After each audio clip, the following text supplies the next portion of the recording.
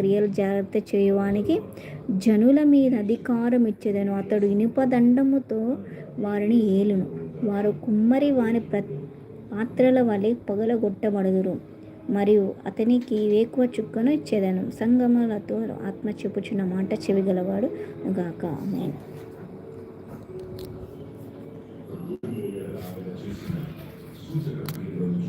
అలానే సార్డిస్లో ఉన్న సంఘ దూత ఇలాగూ వ్రాయము.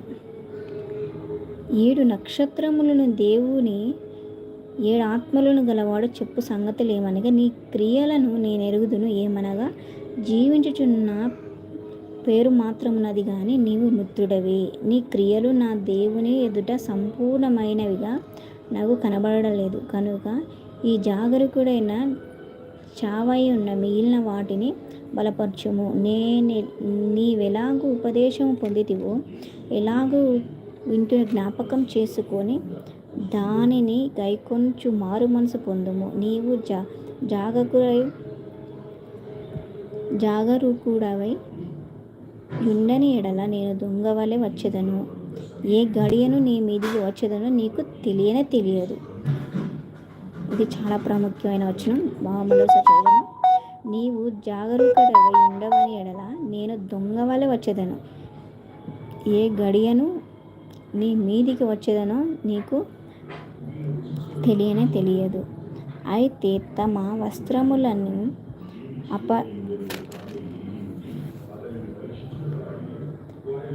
అపవిత్రపరచుకొని కొందరు సార్డిస్లో నీ యొద్ద ఉన్నారు. వారు అర్హులు గనుక తెల్లని వస్త్రము ధరించుకొని నాతో కూడా సంచరించెలు.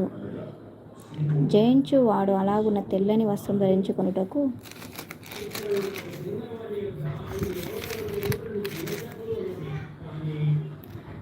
జీవ గ్రంథముల నుండి అతని పేరెంతమాత్రుడుప పెట్టక నా తండ్రి ఎదుటకును ఆయన దూత ఎదుటను అతని పేరు ఒప్పుకొందును. అలాంటి ధన్యత మనకు కూడా రావాలని, అలాగనే జీవింపజేయుటకు సహాయం చేయమని దేవుని నామమున వేడుచున్నాను. సంగములతో ఆత్మ చెప్పుచున్న మాట చెవిగలవాడు వినుగాక.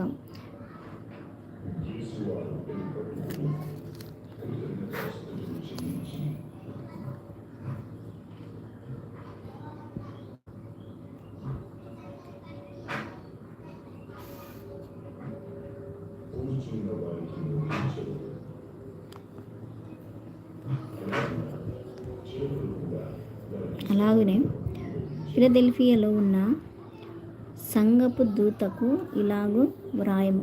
దావీదు తాళపు చెవి కలిగి ఎవడునూ వేయలేకుండా తీయువాడును, ఎవడునూ తీయలేకుండా వేయువాడనైన సత్యస్వరూపియగు పరిశుద్ధుడు చెప్పు సంగతులేవనగా, నీ క్రియలను నేను ఎరుగుదును. నీకున్న శక్తి కొంచెమై ఉండినను నీవు నా వాక్యము గైకొని నా నామమును ఎరుగనవలలేదు. ఇదిగో తలుపు నీ ఎదుట తీసి ఉంచి ఉన్నాను, దానిని ఎవడును నేను వేయనేరడు.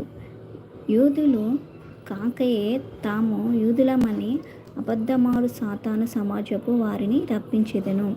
వారి వచ్చి నీ పాదముల ఎదుట పడి నమస్కారము చేసి, ఇదిగో నేను నిన్ను ప్రేమించి తెలుసుకొనున్నట్లు చేసేదను. నీవు నా ఓర్పు విషయమై వాక్యమును గైకొంటివి గనుక భూనివాసులను కొందరు శోధించుటకు లోకమంతటి మీదికి రాబో శోధన కాలంలో నేను నిన్ను కాపాడేదను.